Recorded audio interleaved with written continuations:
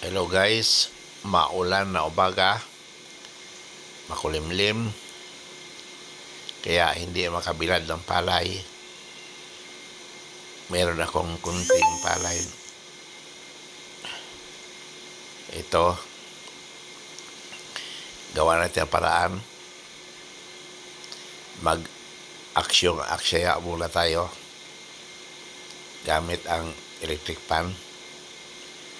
Patutuyuin natin ang palay na ito. 2 electric pan ang gamit natin para matuyo ito kahit paano. Hindi mangitim. Ay ito, isasaksak ko na para magawa ng paraan. Pero no worries because libre ang kuryente natin. Sobra-sobra ang kuryente. Sayang naman, di gamitin natin sa ganitong paraan. Hindi ako nagtatap ng or nagjajumper ng kuryente, mga kaibigan na. Just for your information, meron akong solar setup. 12 na panel, tag 555 watts ang kada isa. At meron akong inverter na 6 kilowatts ang capacity niya para sa bahay na gamit lang.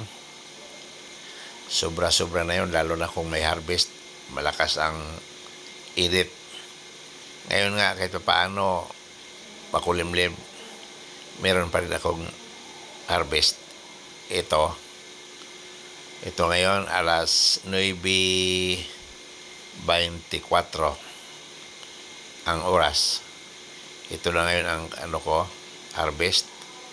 Nasa 60% ang battery at around 300 plus ang gamit kong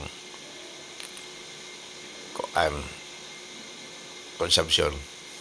Ito, tuloy-tuloy pa rin ang pagbuga ng hangin sa electric pan at halokayin natin ito para yung sa ilalim naman ay matutuyo o kahit paano mahanginan at hindi mangitim. Sige lang, halukay na halukay. Ito, tanggalin ko muna ang saksakan para hindi istorbo sa pag halukay ko ng palay.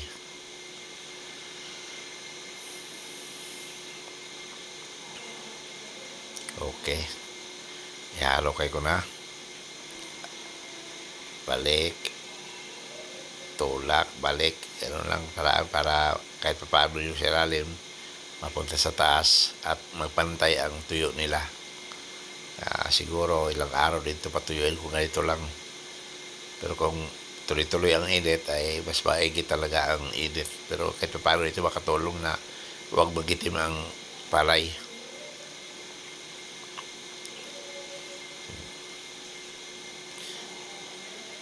Mag-alas 11 na pala sa oras na ito nung halukain kong mga palay na ito. Alas 11 na pasado.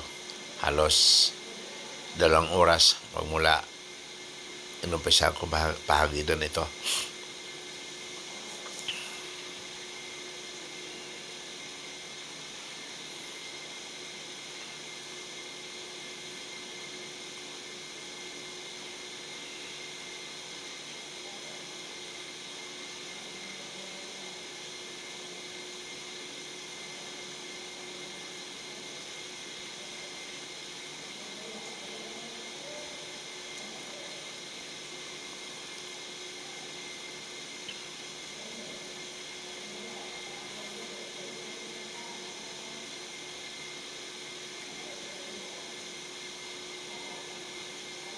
Yan, medyo kahit paano nagkalo-halo na sila. Yung medyo basa, nakikita na. Kanina kasi parang tuyo na yung ibabaw, pero ilalim medyo basa pa.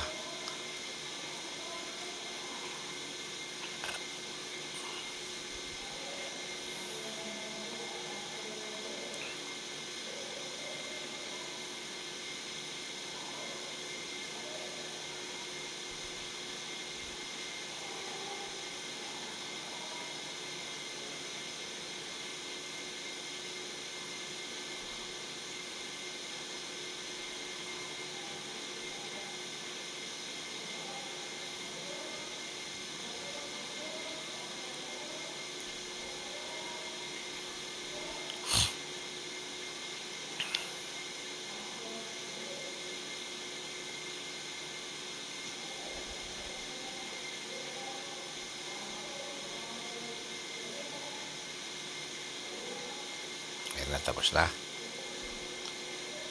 Sa ngayon, makulimlim pa rin ka, kaibigan, alas 11 na. Walang magandang araw. Ayan ang solar panel ko sa ibabaw ng kabilaan nito. Bali, 6 dito sa harapan, 6 dito doon sa likuran. 12 lahat yan.